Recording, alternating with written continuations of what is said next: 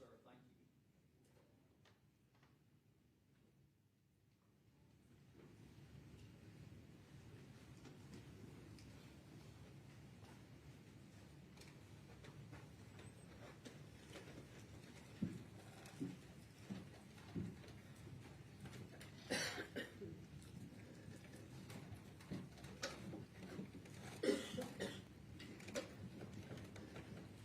Good morning, ladies and gentlemen. Good morning. Welcome back. See you now.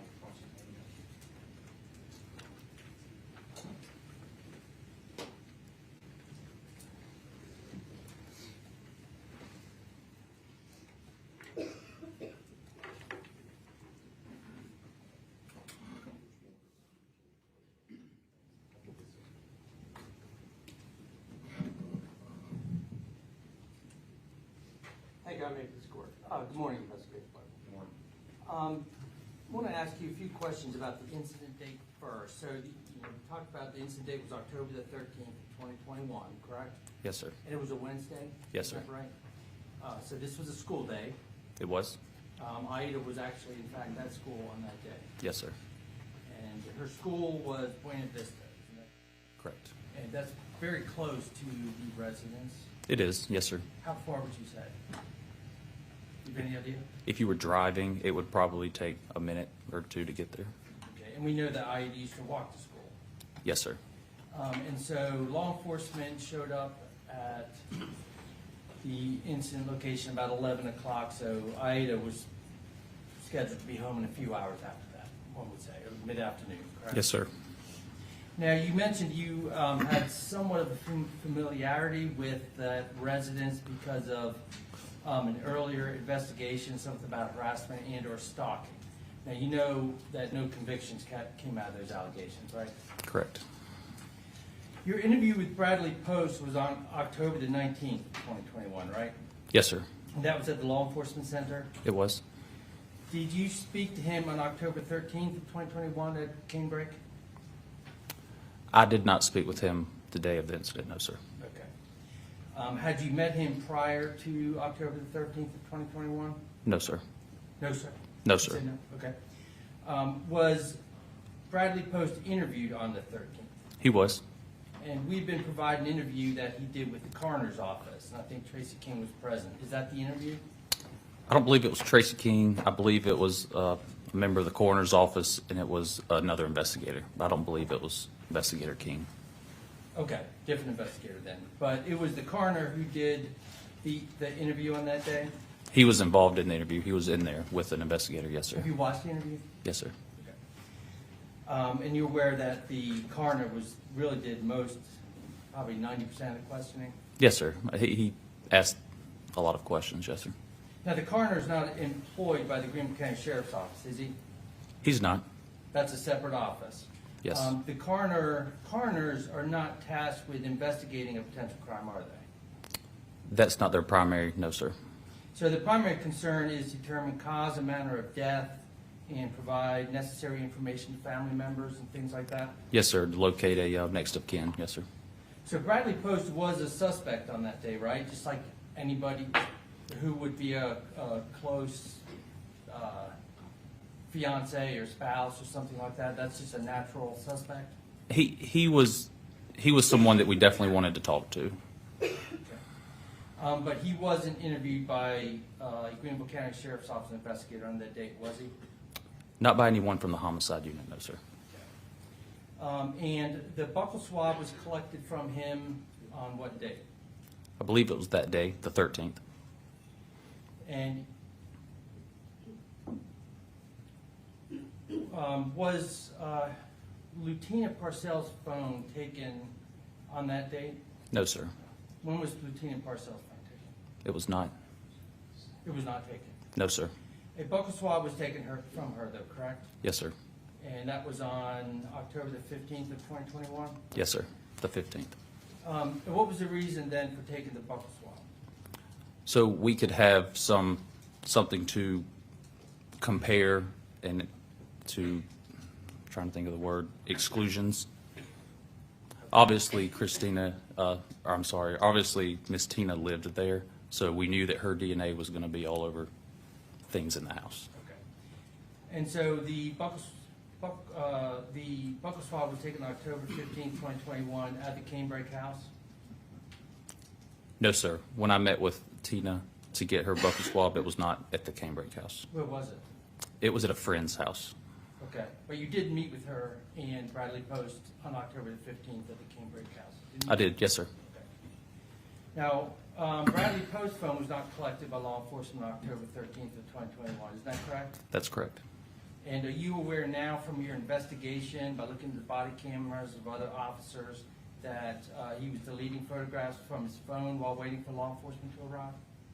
I'm not aware of that, no, sir. No. Did you watch all the body cameras?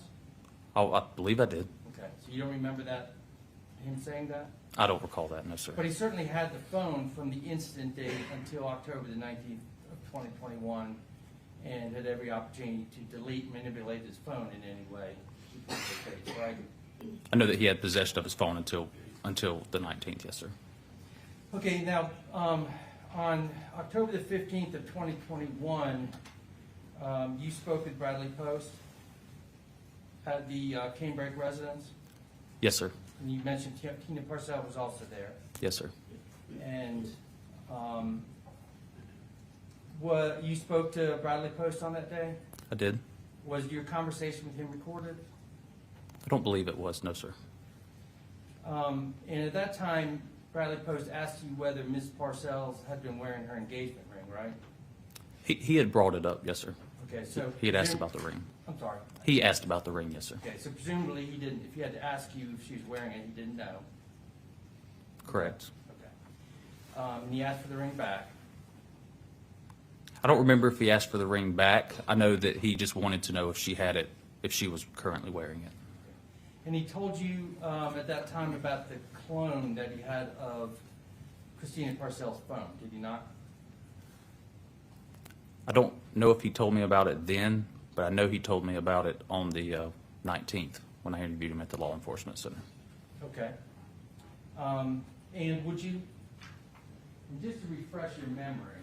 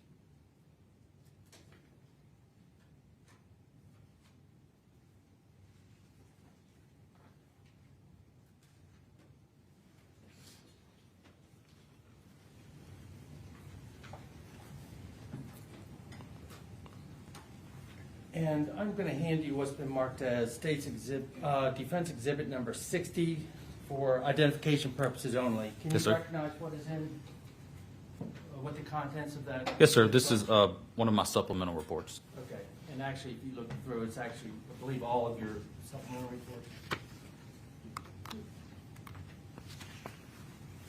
Yes, sir. It looks to be, yes, sir. Okay, and if you could you look at your entry on October the 15th, see if there's anything there that refreshes your memory about whether or not he told you about the clone phone on October the 15th?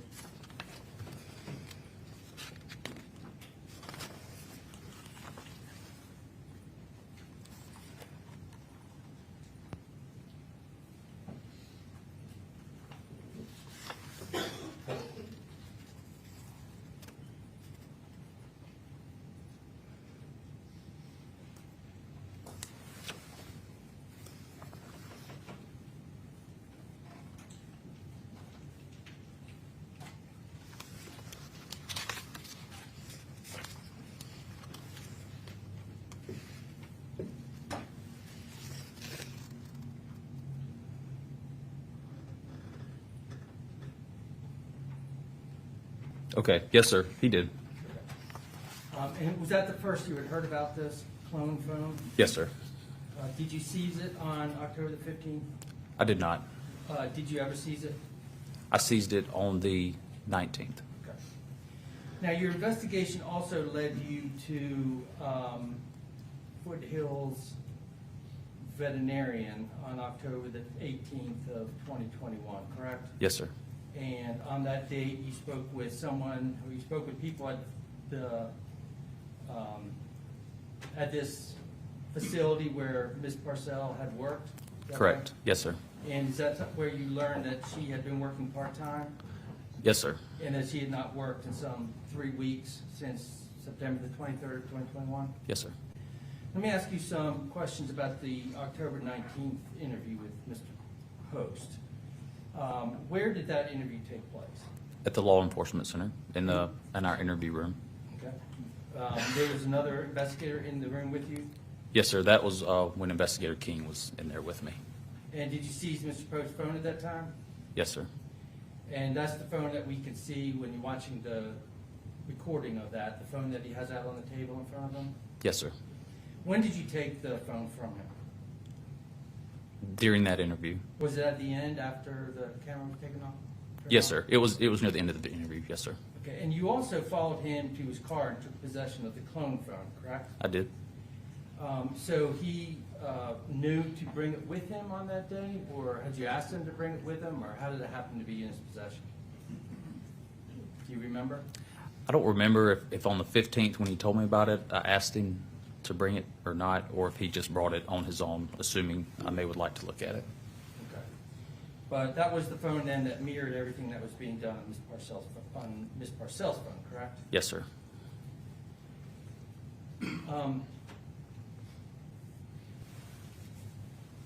And prior to your meeting with Bradley Post, you did get search warrants for his phone, for the clone phone, and also for a laptop that he had of Parcell's in his possession, right? Yes, sir. And then you gave Post phone and these items to someone else with the Greenville County Sheriff's Office? I did. And that was Charlie Cunningham? Yes, sir. While those phones were being extracted, was Post allowed to leave the Sheriff's Office? Yes, sir. He left. And he went to his home? Yes, sir. That's where the laptop was. And the officers went and got that from him? His attorney came with him, and he went inside, grabbed the laptop, and brought it back out to me. That's all. That's the only thing I needed from the house. Now, there's been testimony in the case that on October the 19th of 2021, Aida Mello was taken into emergency protective custody. Is that correct? I believe so. Yes, sir. Did you participate in that? No, sir. Were other officers with Greenville County Sheriff's Office participating in that? Not that I know of. So it wasn't the Sheriff's Office who did that? The EPC, I'm not sure. I'm not sure what officers did it. Okay, but it was, it was the Sheriff's Office, right? Wasn't Dan Bevel the one who was leading that investigation? I know he was leading an investigation. Yes, sir. So you weren't consulted about that prior to them going out there? I remember being told that she was being EPC, placed in emergency protective custody. Now, we heard testimony yesterday from, maybe been the day before, I don't remember, but from a man named Michael Manigault, or Manigault, I'm not sure how it's pronounced. How did you come across his name? From Investigator Bevel. Now, you had an interview with Lieutenant Parcell on October the 13th of 2021, I did. and that was recorded, correct? Yes, sir. And as lead investigator of the case, obviously you're just trying to get all the information, so you asked some very broad and open questions to try to find out as much as you could, correct? That's correct. And one of the questions you asked at the 20-minute mark of the interview, you asked Ms. Parcell about where everybody stayed in the house. And is it true that she told you that Aida's room was being used as a playroom and that she slept in Christina's bed?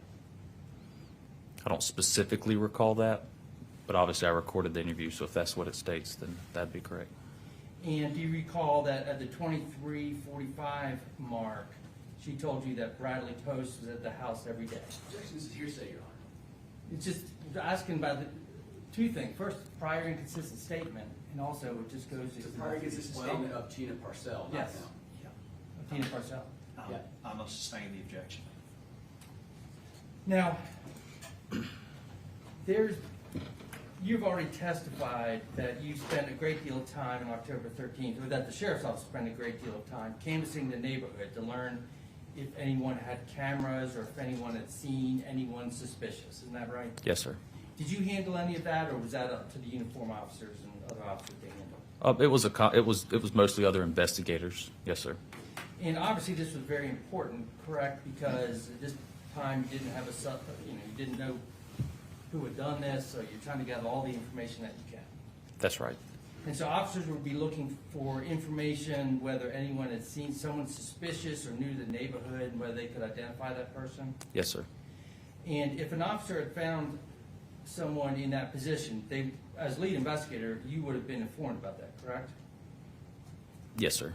And you would have done a follow-up interview with that person? If someone had come to me and said that someone needs to be spoken to, is that? Well, if an officer came to you and said, listen, we have somebody at, 105 Canebrake who says they saw a person's face and thinks they could identify that person, you would have been I would have. notified. Yes, sir.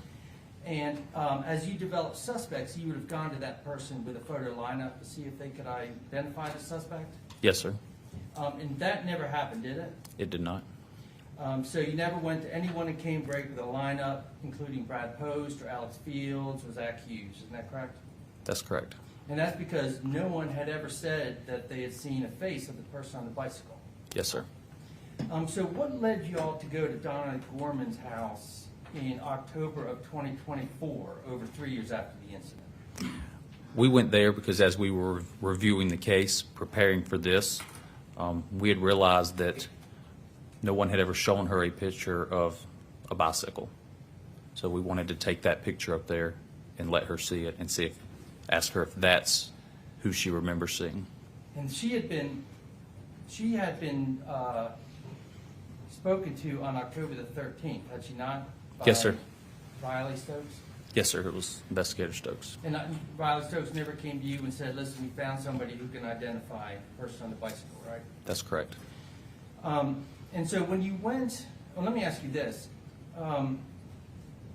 During those 3 years, between October of 2021 and October of 2024, Zach Hughes' picture had been shown on the news and the newspaper and other places, social media, numerous times. Isn't that right? Yes, sir. And in that picture that's shown in the media, he looks quite similar to how he looks now, right? With a full head of hair and a beard. I believe so. Yes, sir. In October 13th of 2021, Zach didn't even have facial hair, did he? I don't remember if he had facial hair. Do you remember seeing the trail camera photos? Yes, yes. Okay. So that was 2 days before, and then you saw Zach Hughes a couple days, well, about a week later at his house, right? Yes, sir. And he was clean shaven on that day? I believe he was. Yes.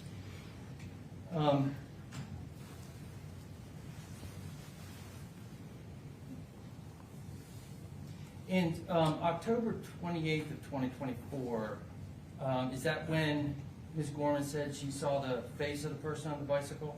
Yes, sir. Did she tell you she could identify the guy on the bike? Sir? That time, in October 24, she told you she saw the face of the guy on the bike. Did she tell you that she could identify the person? She said that she believed she would know him if she saw him again. Really? You didn't put that in your report, did you? I may not have, no, sir. I'm sorry? I don't believe I did. And you can, feel free, your report's in front of you, but.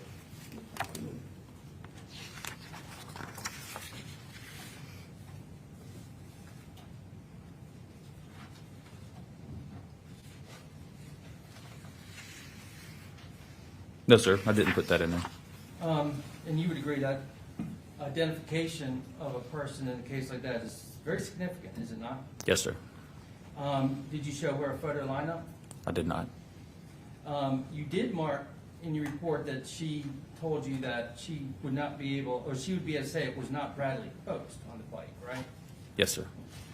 Okay, now your theory is that Zach drove the morning of October 13th from the Mountain House, which we've heard testimony is about an hour away from Canebrake. And in the summary that you provided, you say that he turned his phone off so he couldn't be tracked at 7:45. So if Zach Hughes left the house at 7:45, there is no way that Zach Hughes could have been there at 8 to 8:15 to be seen by Ms. Gorman, is there? No, I didn't say that he turned his phone off. There's no activity on his phone. Okay, no activity. Okay. How many ring cameras and surveillance cameras do y'all have that show the guy in the bicycle? From specific locations, I know that we have three. Okay. And there was, one of the locations has multiple cameras. Okay. And the guy in the bicycle is not picked up by any cameras at 8 or 8:15, is he? No, sir. And that is a good hour to hour and 15 minutes before the person is seen entering Canebrake, right? The 122 Canebrake? Yes, sir. How close is Ms. Gorman's home to 122 Canebrake? It's fairly close. Like, Across the street and over a couple so houses. on a bike, would it be less than a 5-minute ride, would you say? From Miss Gorman's house to 122? Yes, sir. Okay. And the person on the bicycle was not wearing a hoodie, was he? It didn't appear that there was a hoodie. On November the 9th of 2021, you met with Tina Parcell for the purpose of collecting some items from her that she had found at the Canebrake residence. Isn't that right? Yes, sir. Yes, sir. Okay. And one of those items was a blue USB thumb drive that she had found in Christina Parcell's room. Is that right? I don't remember where she said she found it, but I believe she did bring me a thumb drive. Did you all examine that thumb drive? Yes, sir. Did you yourself or did other officers? Do you know? I believe I did it. I want to ask you a few questions related to the harassment investigation. And so you're aware that one of the documents in the packages that were mailed was an advertisement for an escort site, correct? Yes, sir. And you are aware that Christina Parcell did have a past that... Objection, Your Honor. Sustained. Your Honor, this was brought up by the state. They're the ones who introduced this evidence, and they're...